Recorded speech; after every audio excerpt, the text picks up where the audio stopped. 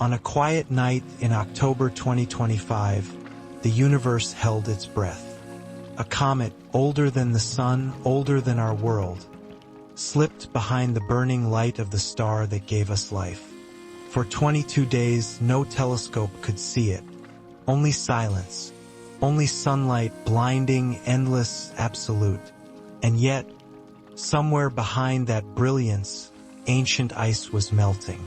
Dust older than memory began to move again. In that silence, the universe was remembering itself.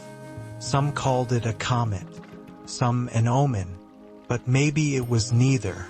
Maybe it was a mirror reflecting the truth that we, too, are made of light, learning how to return. Hello, and welcome to Moon Whisper Sleep, where science meets slumber, and the universe becomes a lullaby of light. Perhaps today has been a long day, or maybe you simply wish to let your mind drift through the night, among distant planets, silent moons, and the delicate hum of a breathing cosmos. Wherever you've come from, and no matter how tired your mind feels tonight, this journey is for you. Let your breath slow down. Let your thoughts dissolve like stardust in the air, and let your body grow lighter, as if gravity itself has loosened its hold, and you begin to float softly through the ocean of space. Tonight's journey will cross the thin line between science and consciousness, a place where invisible waves carry not just data, but awareness. As you close your eyes, your brain begins to hum at 8 Hz, the same frequency that the Earth itself vibrates with, the rhythm shared by all living things. We'll listen to what happens when a planet begins to breathe, and when human consciousness joins in that same quiet harmony. Tonight, you'll learn why light can tell the story of its own past, why every frequency in space is a gentle pulse of time, and why, sometimes in dreams, we hear the faint echo of stars that have long gone dark. There's no rush, nothing to understand right away. Just drift, and let the whispers of the cosmos guide you. Let the light find its way into the deepest corners of your mind. Sometimes only in stillness does the universe begin to speak back. We'll listen to the fragile winds of distant worlds, to planets born from the same cloud of dust as Earth, where ancient light still travels through the dark, and where every grain of dust, every spark of matter, tells a story of time, of life, and of us. Feel how the universe keeps moving, quietly, vast, patient. Every breath you take it is a small note in that endless symphony. If you find yourself at peace, if this silence makes you smile, please like, subscribe, and ring the little bell, so that each night, the universe can find its way back to you through the gentle whispers of Moon Whisper Sleep. Perhaps tonight, as you listen, the world outside your window has already gone quiet. The traffic hum fades, the city lights shimmer faintly, and beyond the thin layer of clouds above your roof, the same stars that have watched over humankind for thousands of years are still burning, patient, and cold. Far away, on the southern edge of the Earth, there's a place where those stars look impossibly close, the Chilean desert. A vast plateau of sand and stone, almost lifeless, but for astronomers, it's one of the most sacred places on the planet. The air is dry, thin, and perfectly still. There, the night sky is not black. It's alive, flooded with light, millions of pinpoints stitched together into the quiet body of the Milky Way. And it was there, on the night of July 1st, 2025, that an astronomer named Edward Ramirez sat alone in front of his screen at the Rio Hurridu Observatory. The dome of the telescope above him was open to the cold night. The air outside was just below freezing, and the hum of the computers was the only sound. In his hand was a cup of coffee gone lukewarm. He had spent countless nights exactly like this, watching the same dots, the same streaks, the same unending sky. The telescope he was using wasn't built to take beautiful pictures. It was part of a planetary defense system, the Atlas Network, short for Asteroid Terrestrial Impact Last Alert System. His job was simple but monumental. Scan the heavens for anything that might one day hit Earth. Each night, the telescope swept through wide regions of the sky, capturing hundreds of images, each filled with stars, galaxies, and sometimes moving dots. Edward's screen would light up with tiny alerts. Most of these were known asteroids, cataloged, mapped, harmless. He would cross-check each one against the database, mark it as identified, and move on. Night after night, the same pattern repeated. It was work that required focus, but not excitement. The kind of work where the universe rarely surprises you, until it does. That night, one of those dots looked different. It wasn't brighter, it wasn't larger, but its motion, its numbers didn't make sense. The computer had flagged it automatically, and a string of letters and numbers appeared. A temporary designation, meaningless at first glance. But right beside it, a column displayed a number that made Edward blink. Velocity, 58 kilometers per second. He frowned. That couldn't be right. Most asteroids travel at maybe 20 kilometers per second, sometimes 30 if they're on an odd path. But 58? That's fast enough to circle the Earth in just 11 minutes. Fast enough to travel from Earth to the Moon in less than 2 hours. He recalculated.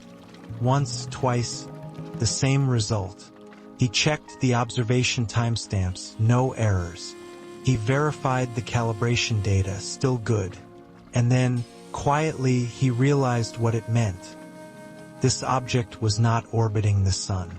Every object in our solar system, from the smallest dust grain to the largest planet, shares a single mathematical trait, an orbital eccentricity less than 1. That number tells you how stretched the orbit is. Perfect circle equals 0. A long ellipse approaches 1. But if that number ever exceeds 1, the object isn't bound anymore. It's free, moving too fast to be captured by the sun's gravity. Edward's calculation gave him a value of 6. Not 1. 1 or 1. 6. That was like finding a comet traveling not around our sun, but through our solar system, a visitor from interstellar space. He leaned back in his chair. The hum of the machines seemed louder now. For a long moment, he just stared at the screen. The cursor blinked beside the object's ID, waiting. If the result was real, this meant the object had crossed the void between stars, something that, until recent years, had only been detected twice before. First was Oumuamua, discovered in 2017, a cigar-shaped object that puzzled scientists with its strange acceleration. Then came 2I/Borisov, a true comet from another star, glowing faintly green as it swept through our system. And now, perhaps a third. He named it temporarily as 3I/2025 Atlas, though no one would call it that yet. For now, it was just data. A string of light points, a whisper from the dark. Outside, the wind howled across the desert floor. Edward stood, stretching stiff muscles, and glanced out the observatory window. Above him, the Milky Way spilled across the sky like frozen smoke. If you've ever been in a truly dark place, you know how it feels. The stars don't look like distant sparks. They look like a river of fire, ancient and alive. He thought about how small Earth was, how even the brightest star in the sky, Sirius, was only a few light years away, yet still impossibly far for human hands. And yet, here he was, catching sight of something that had crossed those gulfs of darkness. A wanderer that might have been traveling not for thousands, but for billions of years. Scientists often describe interstellar space as empty, But it's not. Between the stars floats a thin ocean of dust, plasma, and frozen debris, relics of dead suns. Every few million years, one of these relics is nudged by a gravitational pull, accelerated, and flung into a new system like a cosmic message in a bottle. Perhaps this one had been launched from a star long gone cold. A world that once had its own dawns, its own oceans, its own watchers. And now, by a strange coincidence of motion and time, it was passing through the sky of Earth, the only planet we know that wonders about the sky. Edward's mind wandered as he recorded the data and sent it to the central hub in Honolulu. Somewhere in that line of numbers and coordinates, he could almost sense something deeper. A pulse, a story, an origin. Every astronomer knows this feeling. That quiet awe when the universe stops being abstract and becomes personal. Because when you see something no one has ever seen before, you realize that the cosmos is not just out there. It's alive in you. Every atom in your body was once forged in a star, just like the ones his telescope was tracking. In a way, his discovery was a reunion.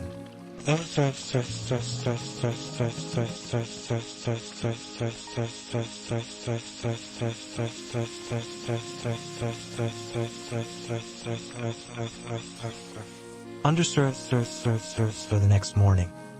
As dawn lit the desert in gold and violet, Edward closed the dome and stepped outside. The cold air bit his skin, but the horizon was breathtaking. A faint glow of sunlight rose behind the mountains, the same sun that this object would soon be racing past at 130,000 miles per hour. For a fleeting second, he wondered what it would look like up close. Would it be a jagged rock, an icy shard, or something entirely unfamiliar? But the thought dissolved, as all thoughts do under the immensity of the sky. The universe doesn't answer quickly. It whispers across time, across light years, through patient listeners like Edward. And maybe that's the real beauty of astronomy. It's not just about finding answers.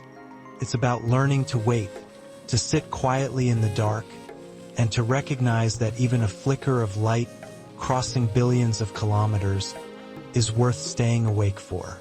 That night, Edward didn't sleep much.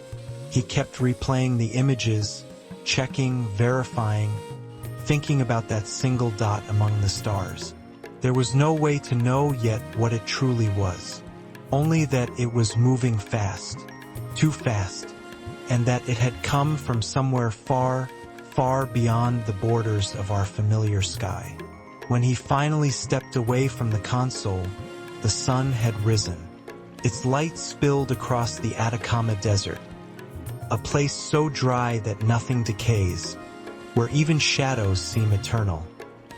He took a breath, slow and steady, and looked one last time toward the west, where the stars were fading into the morning haze. Somewhere out there, beyond Neptune's orbit, beyond the edge of our sun's reach, that small dot of light was still moving, ancient, quiet, and unseen. But soon the world would notice, because sometimes the universe doesn't knock, just arrives.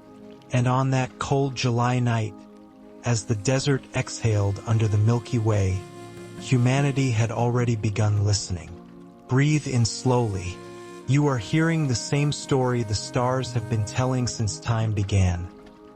A story about curiosity, about silence, and about how every discovery begins in the dark. For days, the observatories around the world whispered the same name, Atlas. No longer just a feint in the data logs, it had become a presence. A story shared across continents and languages. Scientists checked Edward's discovery, ran their own calculations, and confirmed what he had first seen on that quiet night. This object wasn't bound to the sun. Its path cut through the solar system at a steep, impossible angle, as if it had simply passed through our cosmic neighborhood by accident. Every orbit in our solar system, from Mercury to Neptune, lies roughly in the same plane, a thin disk of spinning matter that formed billions of years ago from a single cloud of dust. But Atlas came in from above that plane, slicing through it like a blade through still water. Astronomers call this region the galactic thick disk, a part of the Milky Way that holds the oldest stars, ancient suns that were born when the galaxy itself was young. If Atlas came from there, then it wasn't just another interstellar rock. It was a messenger from the dawn of time. When scientists plotted its trajectory backward, the curve stretched far beyond Neptune, far beyond the heliopause, the invisible border where the sun's wind gives up against the pressure of the galaxy.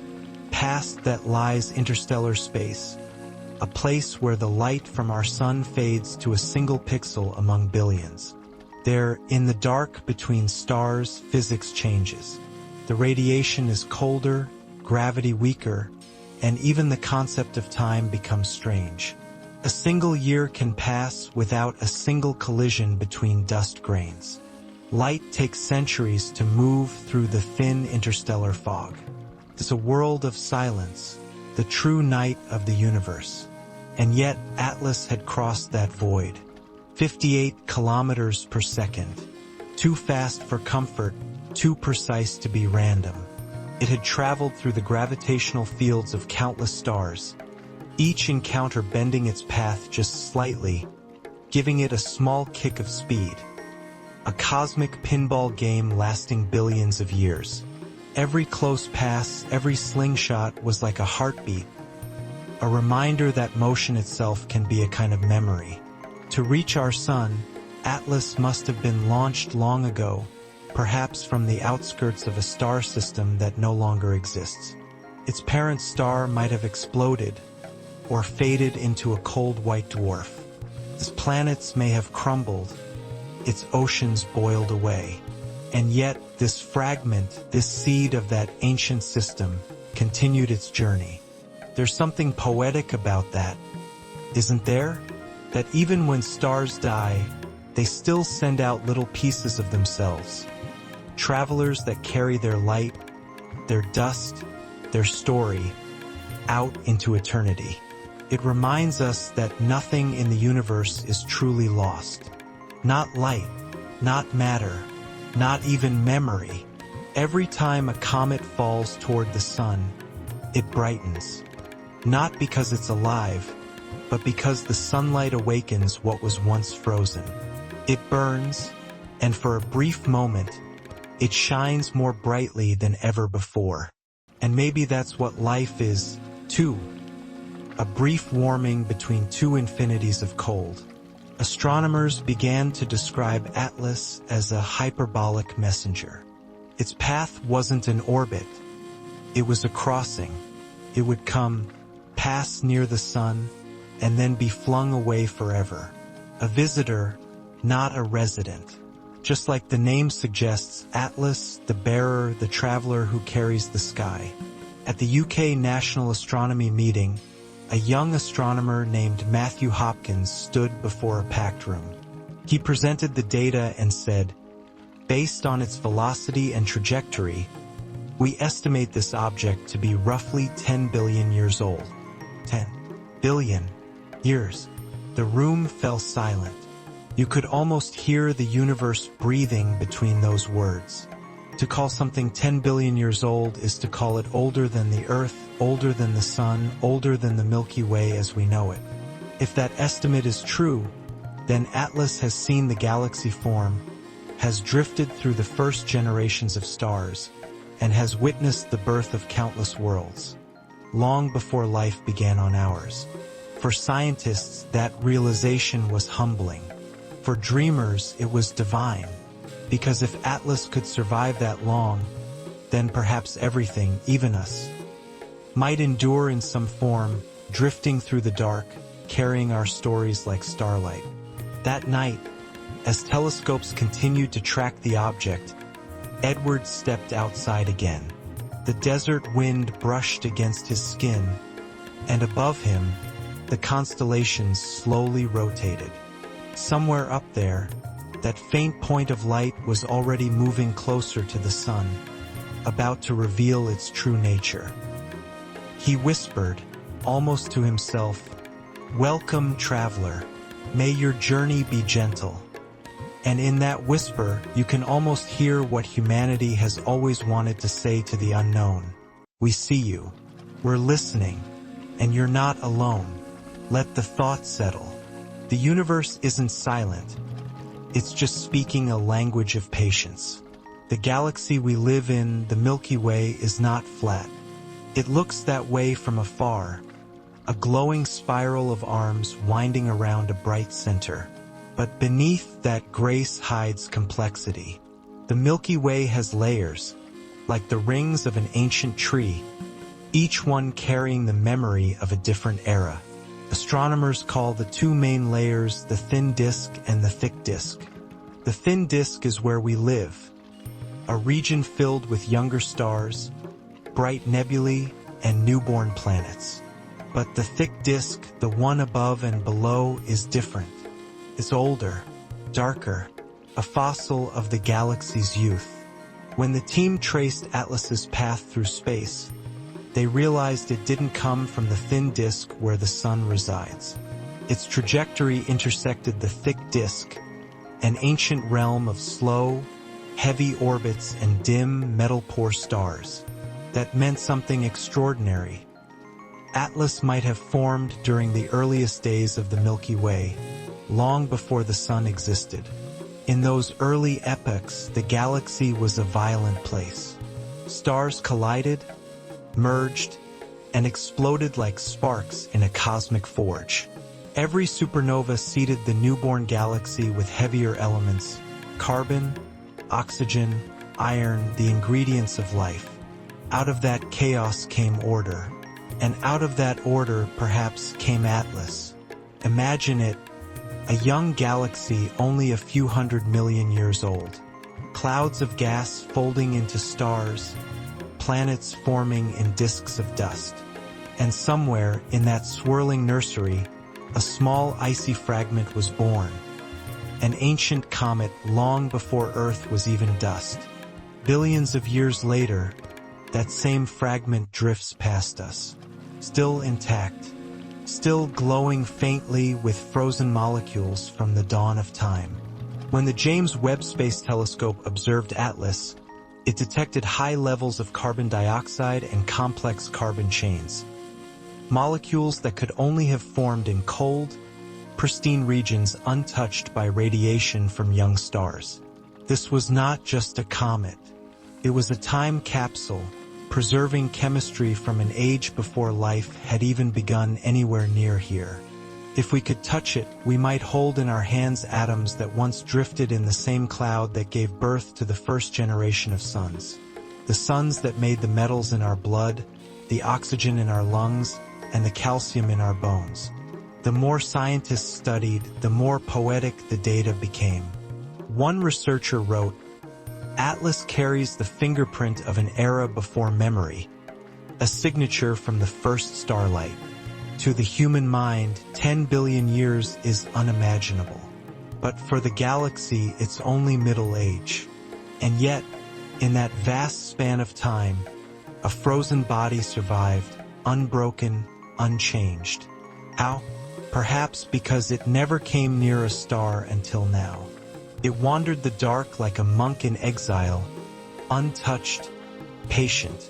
And when it finally approached our sun, it began to sing.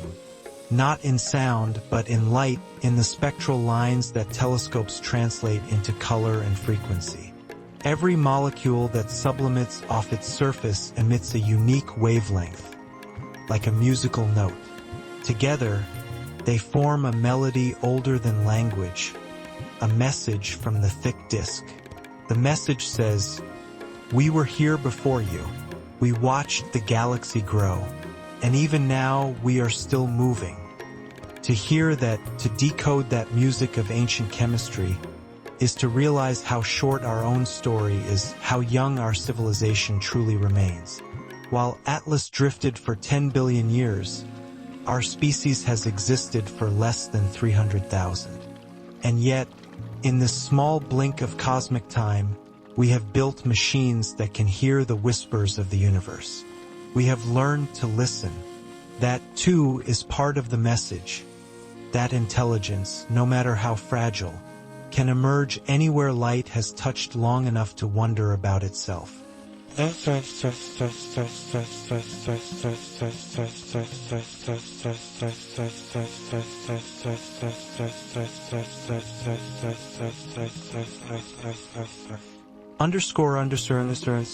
That night, as data streamed down from the observatories, Edward sat in silence.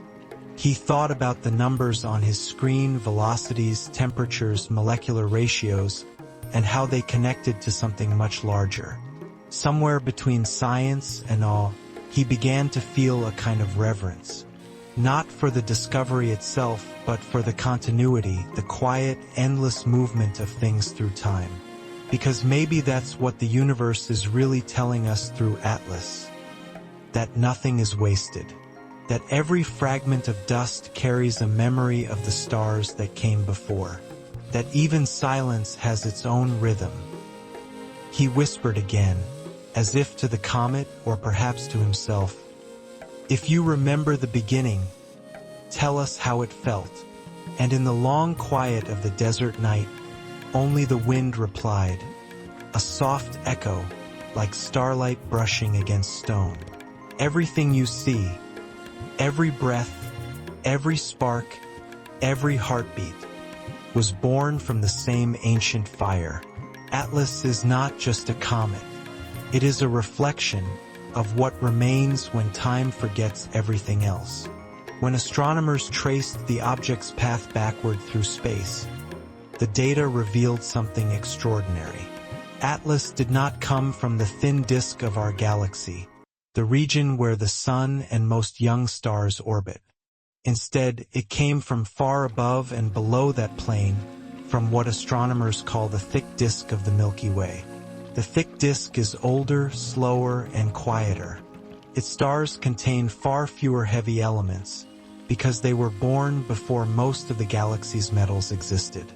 In a sense, the thick disk is a fossil, a remnant from a time when the Milky Way was still forming itself. That realization changed everything. If Atlas had been traveling through the thick disk for billions of years, then it could be almost as old as the galaxy itself, around 10 billion years according to the most consistent models. That makes it one of the oldest objects ever detected by human instruments. To understand why this matters, one must imagine what the early galaxy was like.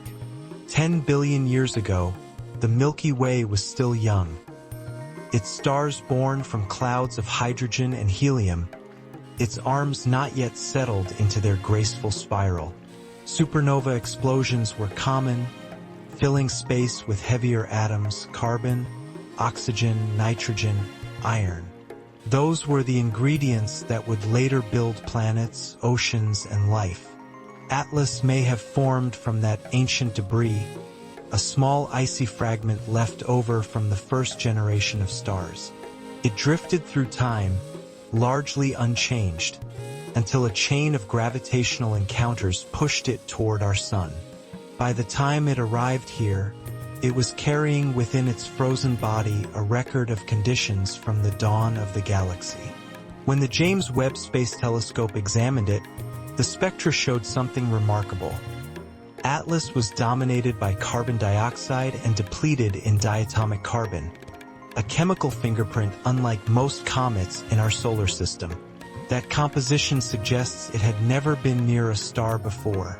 Its materials were still in their original, unaltered form.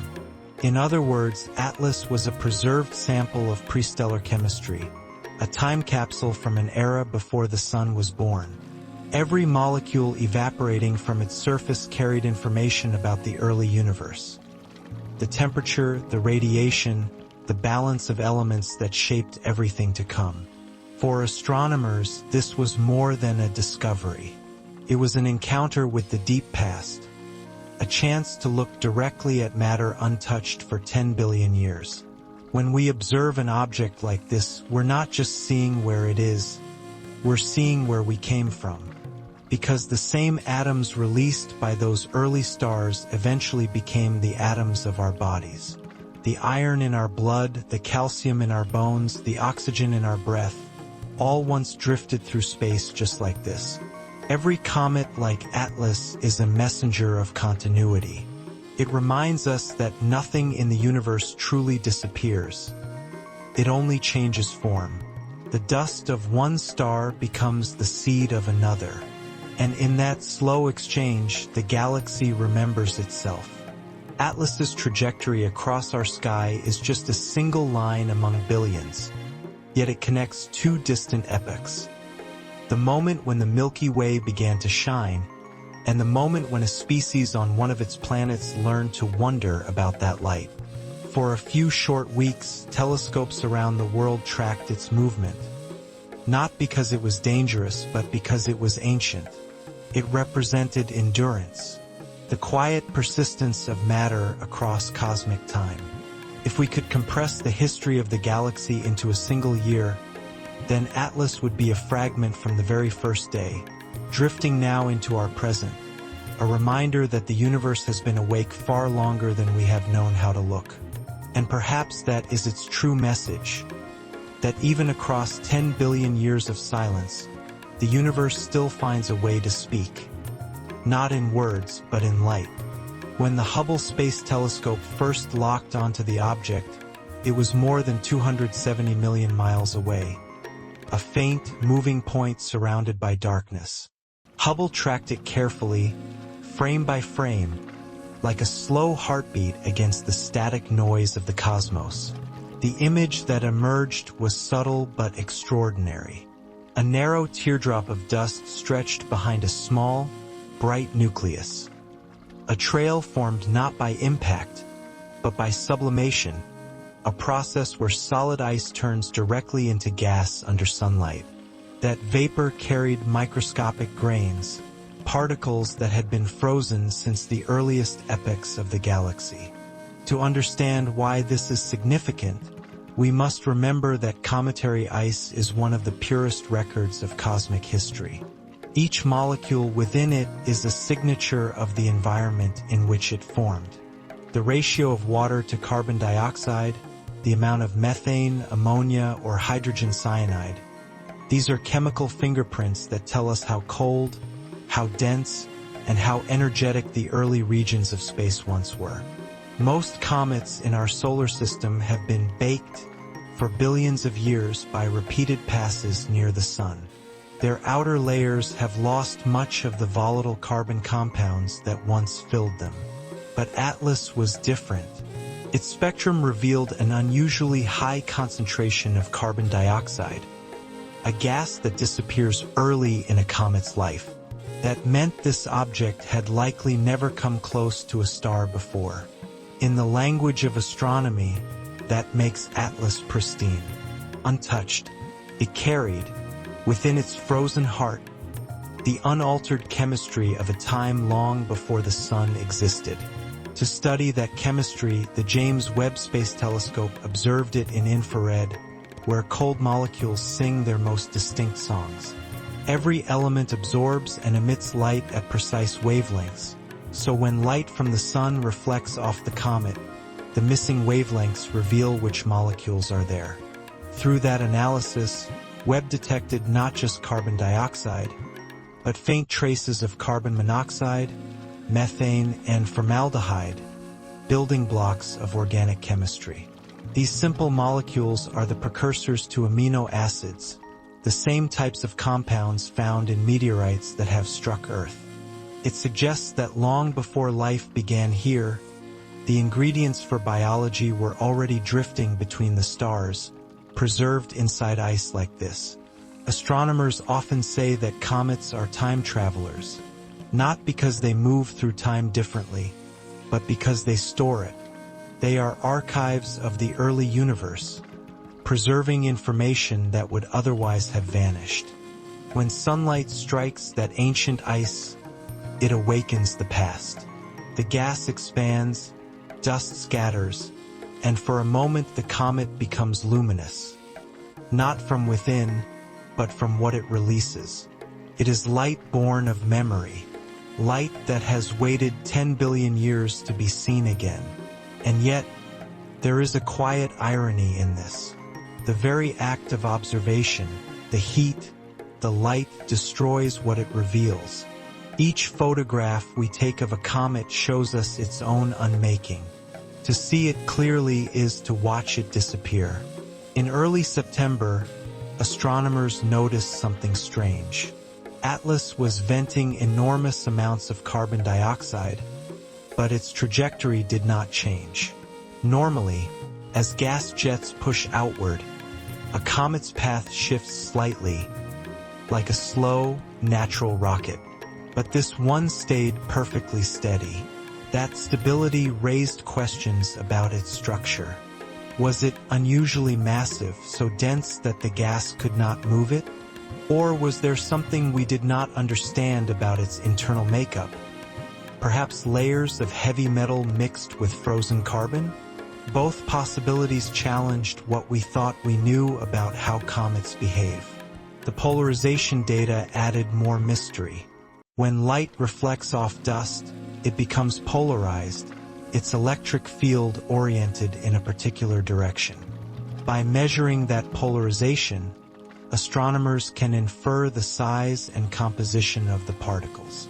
But Atlas showed an exceptionally deep negative polarization branch, meaning its dust was scattering light in a way unlike any comet ever observed.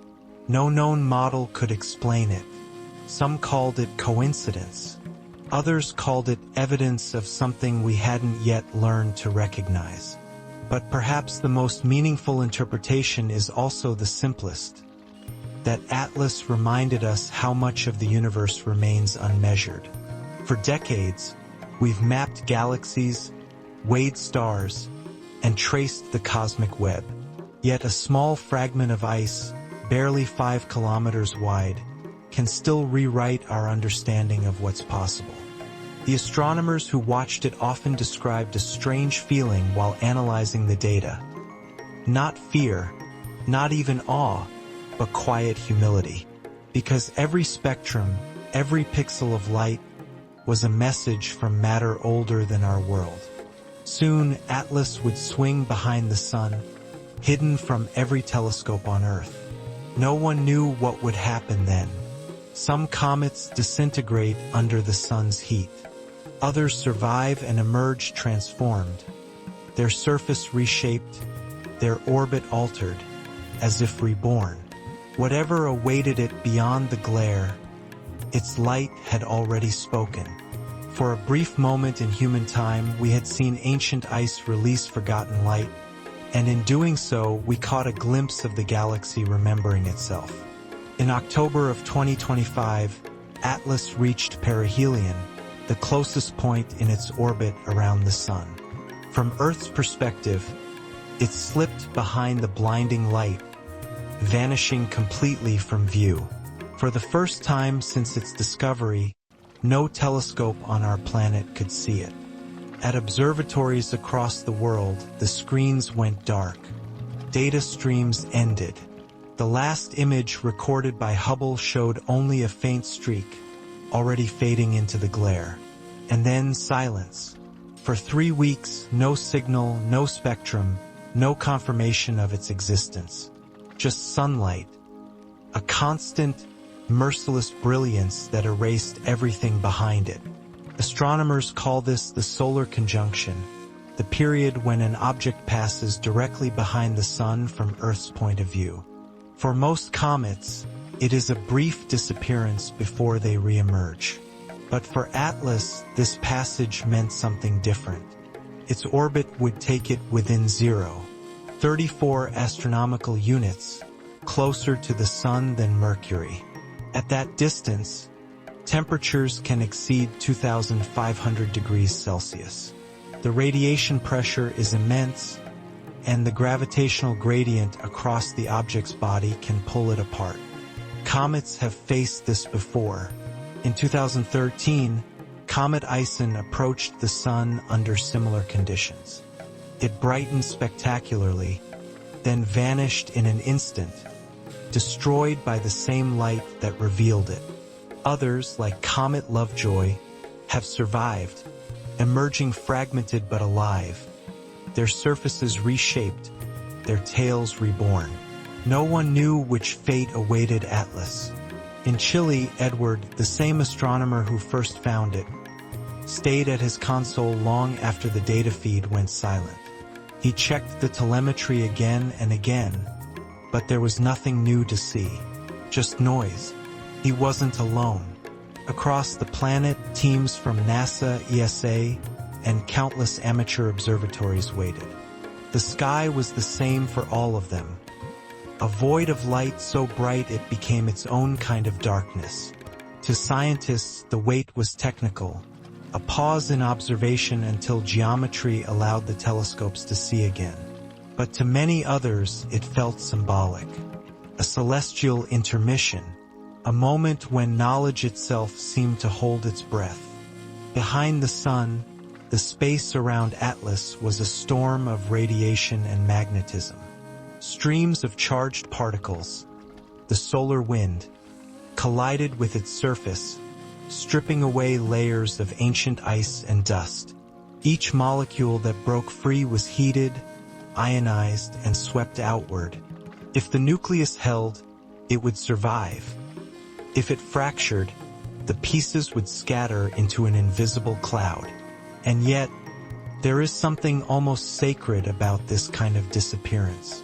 Because in astronomy, as in life, there are moments when silence is not absence, but transformation.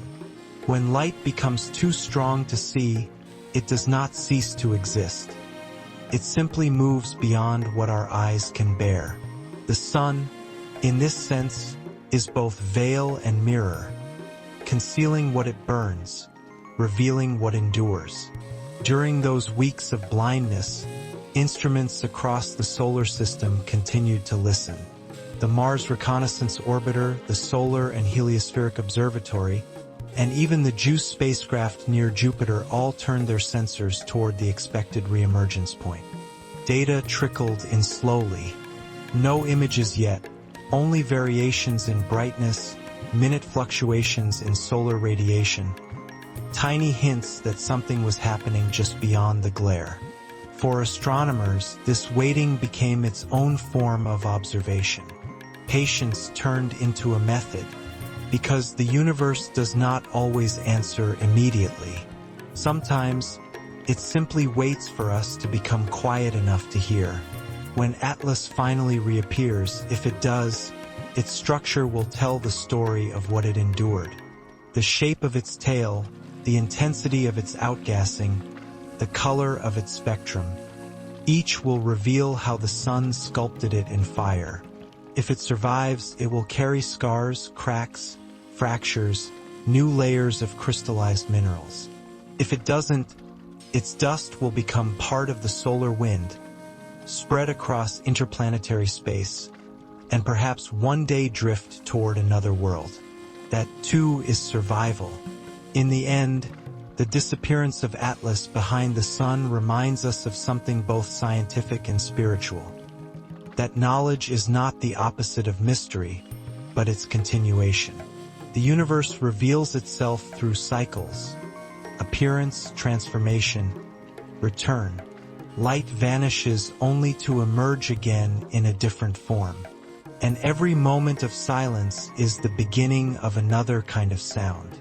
As Earth rotated, the sun rose and set again and again. And somewhere behind it, a comet made its choice: to endure, to dissolve, or to become something new. No one could see it, but everyone was watching. For 22 days, the world waited. Every major observatory on Earth had turned its attention toward the sun's western edge, the place where, if it survived, Atlas would emerge. The dates were calculated precisely, November 2nd through the 7th. During those days, the sun's glare would begin to thin just enough for sensitive instruments to detect what lay beyond.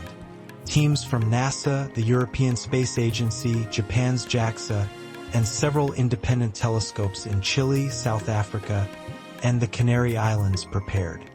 Each sunrise brought a mixture of anticipation and quiet fear.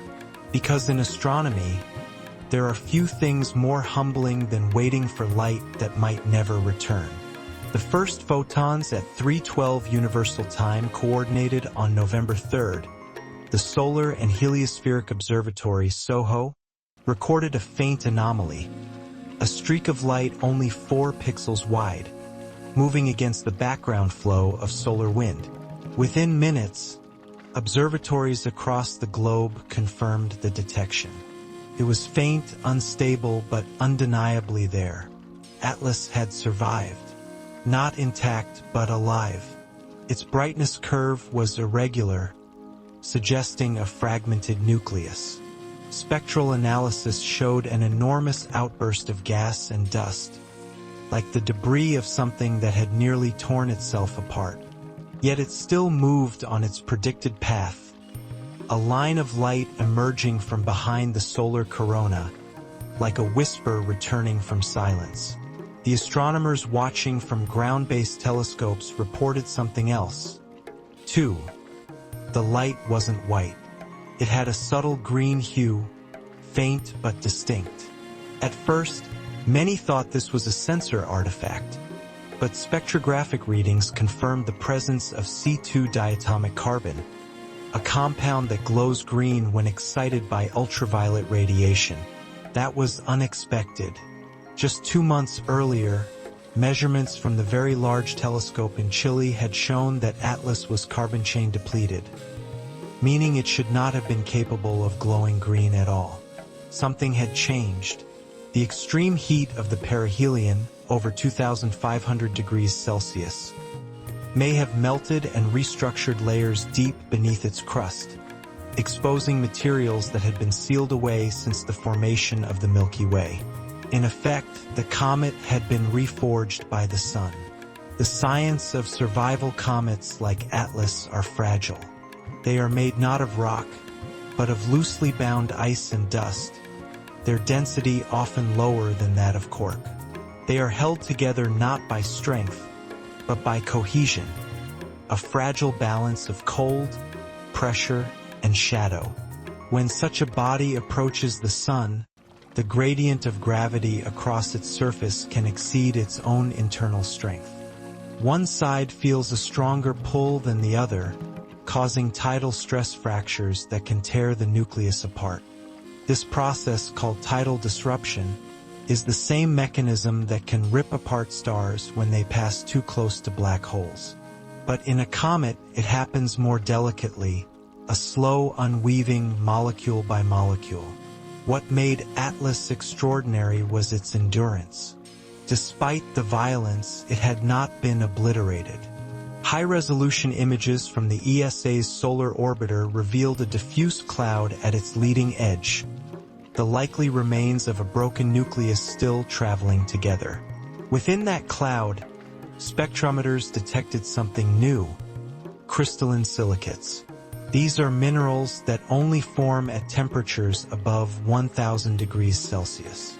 To find them in a comet means that part of it had melted, then cooled again almost instantly. That observation carried enormous implications. It meant Atlas had undergone thermal metamorphosis, a physical transformation under extreme heat, and survived. It was quite literally a comet reborn by fire.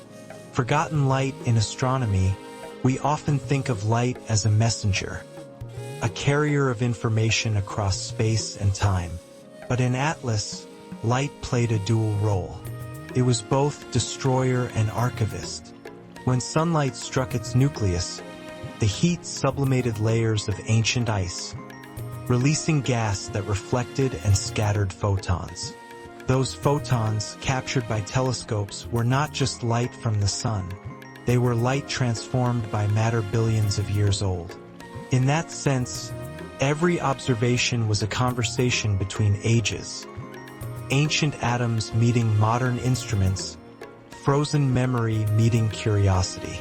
The color shift from neutral gray to green told astronomers more than beauty could explain. It suggested that the chemistry of Atlas was evolving even as it was disintegrating. The intense radiation had awakened reactions long dormant. Carbon molecules recombining, volatile compounds breaking apart and reforming into new chains. This was no longer a static relic. It was an active chemical system, a small laboratory of cosmic alchemy in motion. The data revealed peaks in the 405 and 515 nanometer bands, typical of C2 and CN emissions, the very signatures seen in early cometary spectra a century ago. Atlas had transformed from an inert fossil into a living, reactive fragment of galactic chemistry. For scientists, this was priceless. For those who simply watched, it was poetry. The return to silence by late November, Atlas began to fade again. Its coma expanded, its nucleus grew fainter, and its brightness fell below magnitude 17, beyond the reach of most amateur telescopes. It would continue outward, past the orbit of Mars, its fragments slowly dispersing into the solar wind. Some of those particles would remain in orbit for centuries, becoming part of the zodiacal dust, the faint luminous haze you can sometimes see stretching across the night sky. That glow, called zodiacal light, is sunlight scattered by countless grains of cosmic dust, each one a relic of something that once burned. Perhaps one day some of that light will still be from Atlas. In that realization lies something profound. In astronomy, survival doesn't always mean endurance. Sometimes, to survive is simply to contribute to the light.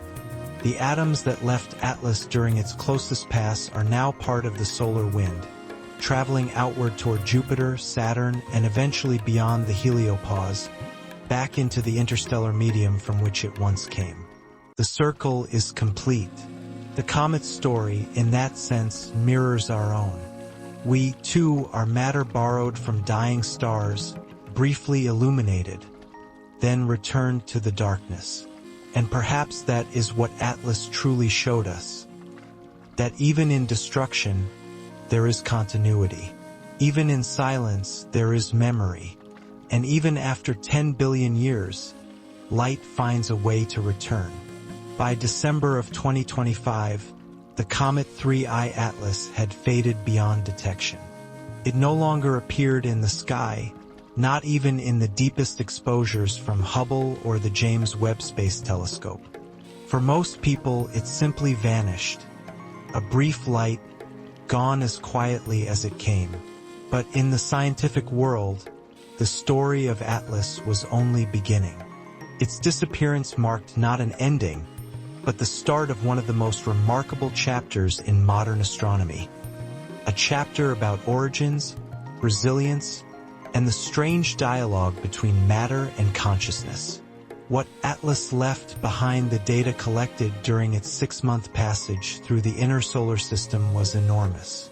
Infrared spectra from James Webb, polarimetric readings from ESO's Very Large Telescope, and high-speed photometric curves from ESA's Solar Orbiter painted a portrait unlike any interstellar object ever observed. For the first time, astronomers had concrete proof that some interstellar bodies carry intact volatile ices, the kind of compounds that evaporate quickly in normal solar conditions. This meant that Atlas had traveled for billions of years through interstellar space without ever passing close to another star. Its chemistry was primordial, unchanged since the dawn of our galaxy. Among the molecules detected were carbon dioxide, CO2, in unusually high abundance, carbon monoxide, CO, formaldehyde, H2CO, methane, CH4, hydrogen cyanide, HCN, and faint traces of amino precursors, molecules capable of forming amino acids when exposed to UV light. This discovery reawakened one of the oldest questions in astrobiology. Could the seeds of life have come from objects like Atlas? The cosmic laboratory. To understand why this matters, we have to go back almost 4 5 billion years, to the time before Earth had oceans, before it even had a stable crust. Back then, the solar system was chaos. A swirling cloud of dust and gas, where collisions and gravity sculpted planets. Amid that chaos, comets were the cold archives, fragments from the outskirts that never melted. They carried water, ammonia, and carbon compounds, the chemistry of potential. When those comets struck the young Earth, they released not just water, but organic molecules formed in the deep cold of space. Over millions of years, those molecules collected in the planet's early oceans, reacting under sunlight, lightning, and volcanic heat.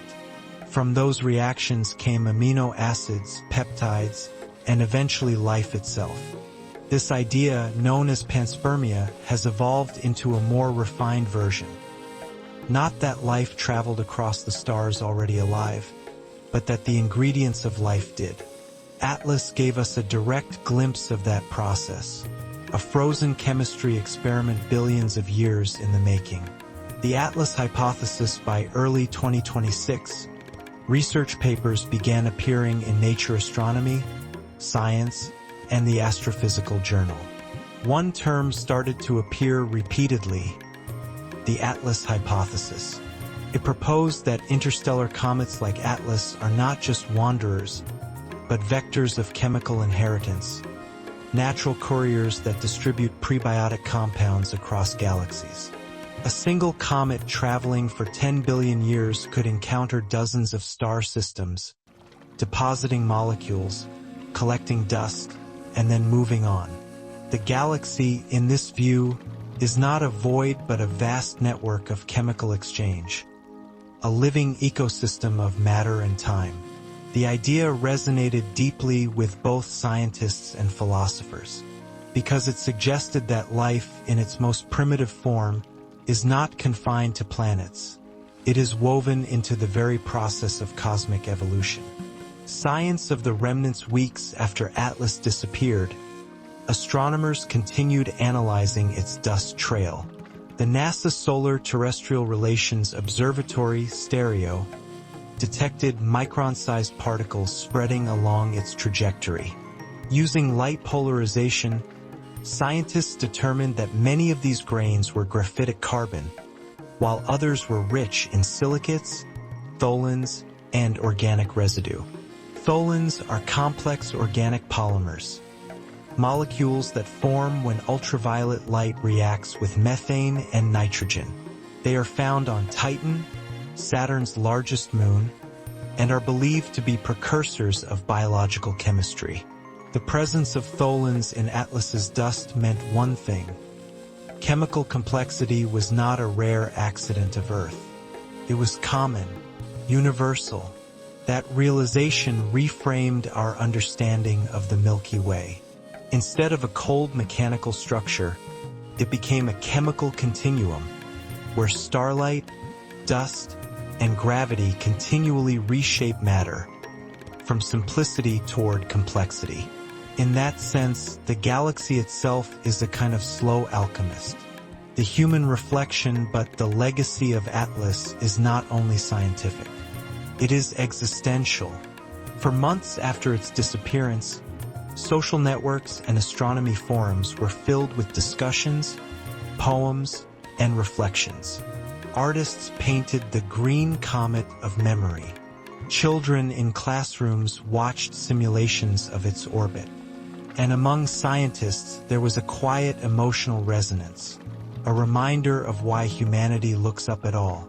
One researcher at Caltech wrote, "Atlas taught us something beyond data, that to look into the dark is to look into our own origins." In a way, Atlas became a mirror. Its trajectory traced not only through the solar system, but through our collective imagination, reminding us that curiosity itself is a form of light. The long afterglow, even now, long after it faded, the particles from Atlas continue their journey. A few are expected to intersect with Earth's orbit decades from now, possibly creating a faint, unremarkable meteor shower. But for the scientists who know the story, every streak in that shower will mean something more. They will not just be falling stars. They will be echoes, fragments of a 10 billion-year voyage that began before the sun was born. Atlas will never return. Its orbit will carry it beyond the heliosphere, back into the deep interstellar medium, a region where magnetic fields and cosmic rays shape everything slowly, over eons. Perhaps one day it will pass by another young star, another world forming its first oceans. And once again its dust will fall, delivering carbon, oxygen, nitrogen, the alphabet of life. That will be its true legacy. Not survival, but continuation. What the universe was saying in the end, the story of Atlas is not a story about an object. It is a story about connection, between stars and molecules, between ancient ice and living water, between curiosity and consciousness. We often look to space seeking difference, a place apart from ourselves. But every new discovery whispers the same quiet truth. The universe is not elsewhere. It is us extended in time. Atlas reminded us that matter remembers, that light carries history, and that even silence, especially silence, can be a form of communication. As long as there are eyes to see, ears to listen, and minds willing to wonder, the journey of Atlas will never truly end, because the light it released, the photons it scattered into space, will keep traveling, crossing new worlds, until one day, somewhere in another night sky, someone else looks up and catches that same ancient gleam. The story of Atlas ends where all stories of light do, not in silence, but in return. Every particle it released, every photon it scattered, is still moving now, crossing the dark between stars. If you could follow one of those tiny grains of dust, you would see it drifting for millions of years, carried by solar winds, threading through the magnetic fields of Jupiter, past Saturn's rings, through the cold outskirts of the heliosphere, and into the deep, slow tides of interstellar space. There, it will join clouds of hydrogen and carbon, atoms that will one day collapse again, forming new suns, new worlds, and perhaps new eyes to look up at the night. That is how the universe remembers itself. Not through permanence, but through circulation, through movement, through breath. Because every breath you take, every molecule of oxygen that fills your lungs, was once part of something ancient. A comet, a star, a dying sun. You are breathing the memory of galaxies. We are not outside the story of Atlas. We are its continuation. Its chemistry flows through us. Its light rests in our bones. When we look at the night sky, we are not merely observing, we are participating. The distance between you and the stars is not emptiness. It is connection. It is the space where energy becomes consciousness, where matter learns to reflect upon itself, and where silence becomes understanding. So tonight, as you let your thoughts slow down, as you breathe, know that you are echoing the same rhythm that comets follow as they circle suns. The rhythm of expansion and return. The rhythm of life and dissolution. The rhythm that binds all things in a quiet, endless continuity. The universe does not end. It exhales. And you, listening here, are part of that breath. Good night, traveler. Sleep gently. And if you dream of stars tonight, remember, you're not dreaming of them. They are dreaming through why.